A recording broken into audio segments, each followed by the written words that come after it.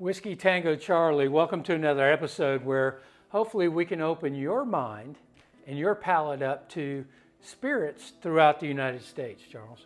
Yeah. What you got today, Troy? You brought in a bottle here. Yeah, so I have a bottle here of Heritage Distillery.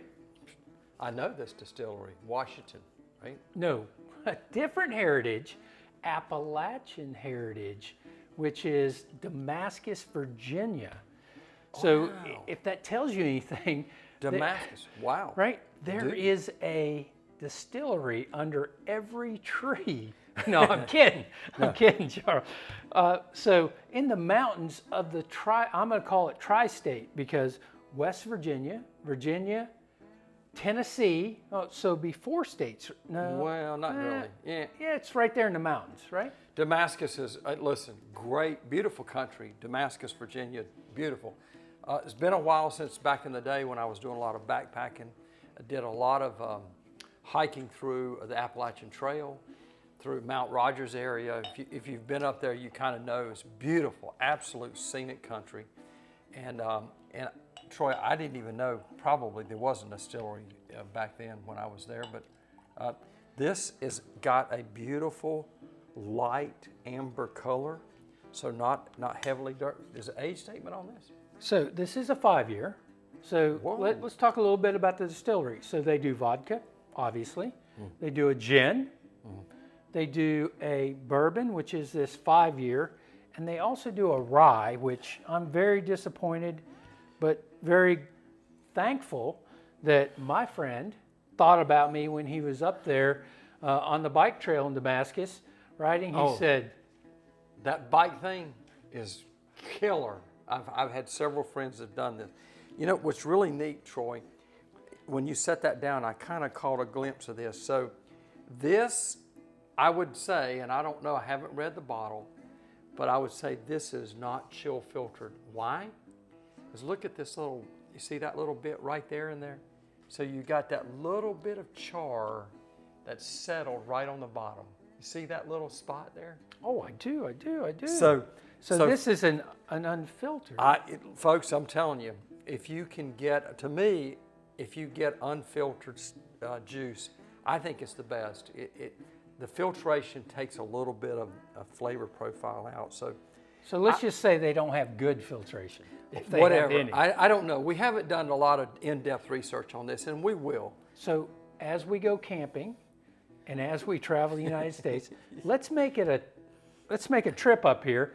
I hope maybe you've visited this or looking towards visiting this area of the country. That's why you're watching this video.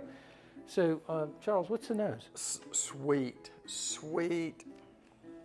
And I got honey right off the bat.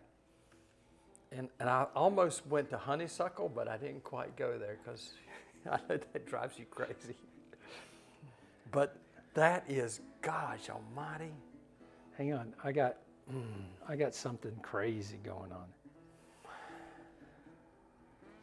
So there's a candy. This is a 4-year-old. This is a 5-year-old. 5.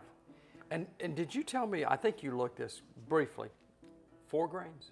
This is a 4 grain. Okay. And so I had to look this up. Right, 4 grain. As a 4 grain. So a very good friend of mine was up on the Damascus Trail riding bikes up there and doing some camping. And he hit me up and he said, "Hey, Troy, did you know that there's a distillery in Damascus, Virginia? And we're going to go tour it, and I just want to know if you want us to pick you up a bottle or 2. And so I said, never heard of it, right? But hey, more than happy to pay for a bottle. And he was obliging and getting this, but not the rye because didn't know I was a rye guy. Troy, that just the first, look, I took a sip and the legs went from the rim of the glass all the way down. So I haven't had a sip because the nose of this reminds me of a candy when I was a kid, and I'm trying. I'm going to get real crazy. So we all talk about our sensory is based on our experiences. So you know what this is? This is a Charleston Chew candy bar. So I'm getting the nugget, the nougat, Nougat, the nougat, the caramel, the caramel, yeah, and the chocolate, all in like it's a mess. dude, that Hey, there's no other tasters out there that No. have used a Charleston Chew. Can't. Charleston Chew. Because my experience is, it was one of my favorite candy bars. I remember getting it for 25 cents. I don't even know if Charleston Chew is still made. But at the end of the day, it's got to be a damn $3 candy bar. What do you think, Charles? Absolutely. So the really neat thing is, I haven't looked at the proof. What did you say this was? 96. Okay. I was going to say, gosh, that is smooth. Very sweet, flavor forward. Tells me all about sweetness. Sweet, sweet, sweet.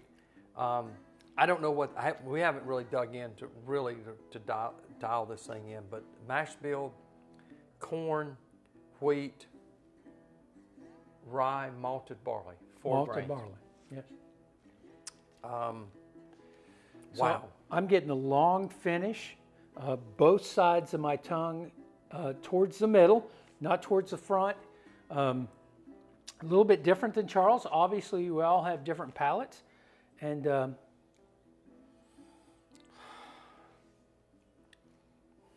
it does not drink like a 96. It is so smooth. So again, I'm going to do some more research on this one. Troy, your friend that grabbed this bottle for you, thank you. Thank you. I'd love to have more friends like this, because that's a great pour, and great Damascus, Virginia. Like, who would have thought, right? Who would have thought? Whiskey Tango Charlie, we hope that we're opening your mind and your palate to bourbons and whiskeys throughout the United States, where these distillers, these employees of this distillery, are trying to move in on something that you may enjoy. See this one, I would grab it. Don't sleep on this one. To the bourbon lifestyle. Cheers.